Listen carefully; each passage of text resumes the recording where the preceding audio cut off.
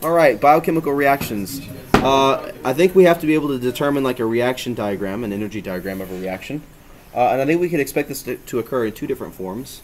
So I'll show you the two different forms real quick.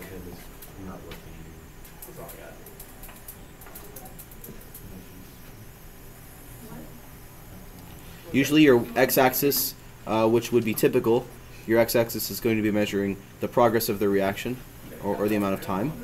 And this, of course, will still be the progress. I've got obviously two different reactions. The y-axis is for sure going to be measuring the energy. That's always constant, that it's measuring the energy. Bless you. And I think we can see that usually it would happen in such a way that your reactants would be on the left side and your products on the right side. So let's label that reactants and products respectively.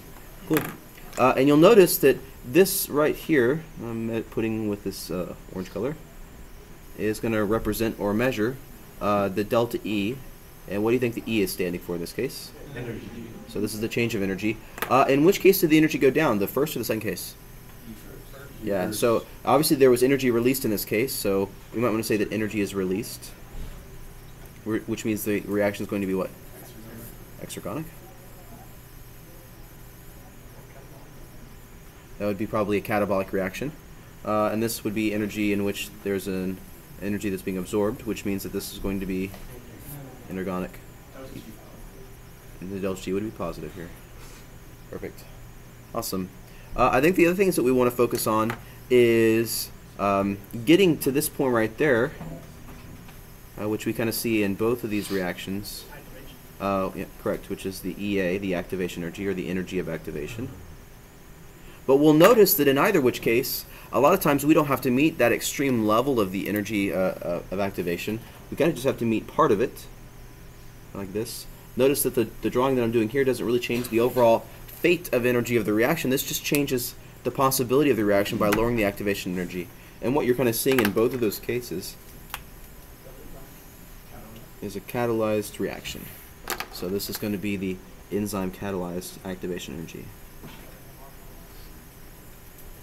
Same outcome, just with less energy. So it's, your overall energy doesn't change. You just allow the reaction to become more plausible or more possible. You make the unlikely likely with an enzyme. Cool. Remember that this is called your reactants and your products, the energy state of your reactants of that of your products, the activation energy, right? Pretty straightforward stuff. Cool? Yeah. Okay. Any questions? Okay.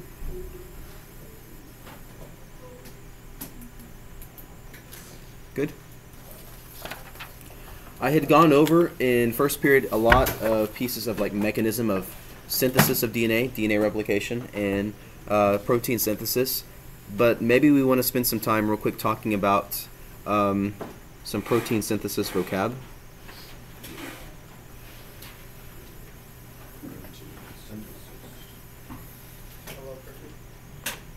So I'm going to give you some terms. tRNA, ribosome, mRNA, poly A tail, GCAP, anticodon, codon. Let's see, a nonsense codon, That's nonsense. introns, exons, splicing. These are pretty good. They're not. It's not inclusive, but that's a lot. I like this. tRNA. Of course, this is going to be the molecule that carries what? That carries an amino acid to where? We get the ribosome. At least in the next part, which is the ribosome, which is going to be the site of which reaction? Specifically, transcription, translation. Translation. Remember, it has three sites: the E site, the P site, and the A site. Right? Exit, processing, and then the accepting site. mRNA, of course, is the transcript. It's made by reading what? Made from genetic code.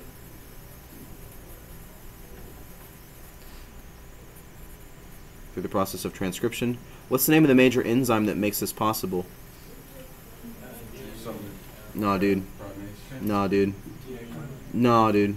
RNA. RNA polymerase. Polymerase. Make sure you don't confuse yourself between DNA and RNA polymerase. In the first video, I did a great little 5-minute thing on that. No. A bunch of A's, adenines. Of course, they're bases added to the 3' end of the transcript. All about protection. Guanine cap added to the 5' end. Both of these are representing forms of modification. An anticodon, which is something we would find where?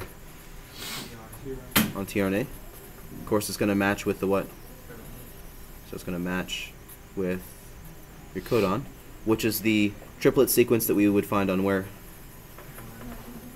Found on the mRNA.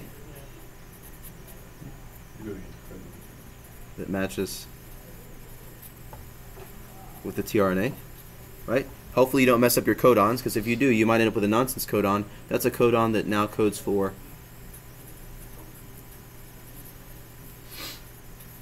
stopping protein synthesis.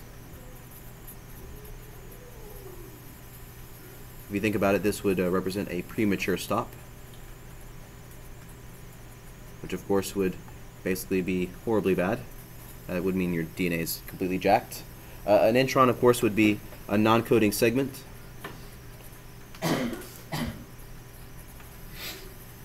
Of mRNA that is removed. And an exon, of course, is the good coding segment that is exported out of the nucleus.